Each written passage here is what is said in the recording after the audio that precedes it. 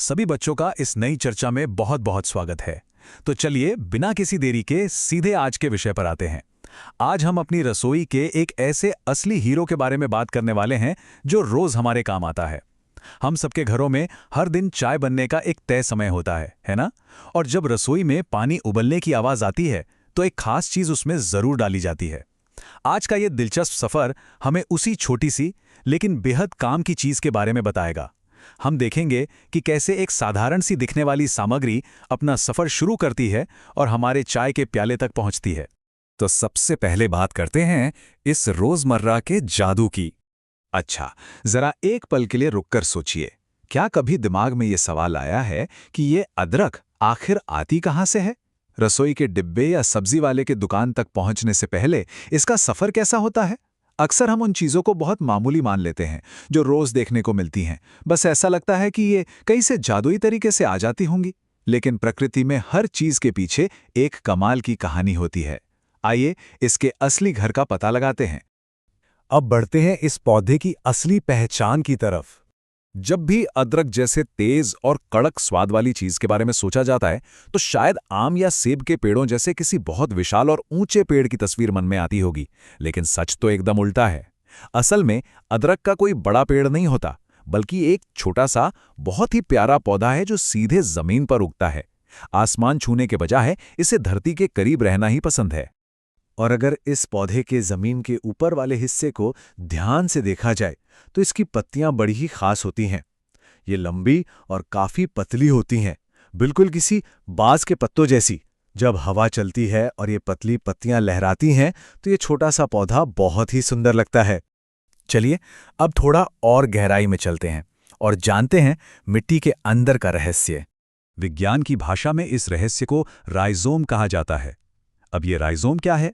हम जो अदरक खाते हैं वो वास्तव में कोई आम जड़ नहीं है, बल्कि वो मिट्टी के अंदर छिपा हुआ एक तना होता है। जी हाँ, एक तना। ये ऊपर की तरफ बढ़ने के बजाय जमीन के भीतर ही लेटे लेटे फैलता है। और यही वो जगह है जहां ये अपना सारा पोषण और वो तीखा मजेदार स्वाद जमा करता है। इस राइजोम शब्द को जरूर याद रखना चाहिए, क्योंकि यही अदरक की असली वैज्ञानिक पहचान है। इस पूरी प्रक्रिया को समझना काफी आसान है। पहले चरण में ये राइजोम या तना मिट्टी की गहराई में बिल्कुल शांति से अपना विकास करता है। फिर आता है दूसरा चरण, जहां इसे बड़ी सावधानी से जमीन से बाहर निकाला जाता है। और अंत में तीसरे चरण में हमारे सामने आती है वो जानी पहचानी टेढ़ी मेढ़ी और गांठदार अदरक। मिट्टी से सनी हुई यही गांठदार संरचना वो खजाना है जिसे साफ करके हम तक पहुंचाया जाता है। हमारा अगला पड़ाव है सुंदरता और स्वास्थ्य। बच्चों, अब एक ऐसा सच सामने आने वाला है जो सच में हैरान कर देगा। जमीन के नीचे उगने वाले इस टेढ़े मेढ़े और खुरदरे तने वाले पौधे पर बेहद सुंदर फूल भी खिलते हैं। एकदम अप्रत्याशित है ना? कभी कभी इस पौधे पर पीले, सफेद या बैंगनी रंग के बेहद आकर्षक फूल खिल उठते हैं। प्रकृति का कैसा गजब का संतुलन है। नीचे एक तीखा, गांठदार तना और ऊपर इतने नाजुक और रंग बिरंगे फूल। ये हमें सिखाता है कि किसी भी चीज के भीतर और भी कई खूबसूरत रंग छिपे हो सकते हैं। और अब बात करते हैं उस सबसे खास वजह की जिसके लिए अदरक हमारी चाय और खाने की जान है। बात सिर्फ स्वाद की नहीं है। अदरक स्वास्थ्य के लिए बेहद फायदेमंद होती है।